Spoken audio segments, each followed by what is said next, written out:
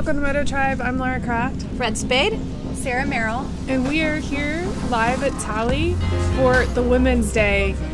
What you're about to witness is the mock race. So Anna, you're going to be participating in it. Yes, I am. So I'm very excited about that. It's a lot of fun because it's no pressure. It's, it's basically like a track day, but with a start on the front straight. So it's a lot of fun for these ladies who've never tried it to get to do it, no pressure. And in my experience, it leads a lot of them to start wanting to race.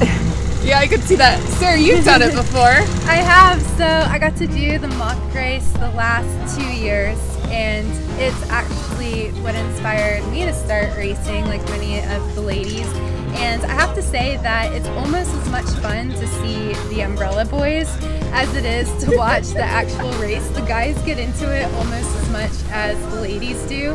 So we really think you're going to enjoy this race. I know, and that's like the best part about it is it's not just like a club level race where you grit up and you do your own thing. Like, we actually have Umbrella Boys and the guys do it up for us. It is such a blast. You're gonna enjoy it.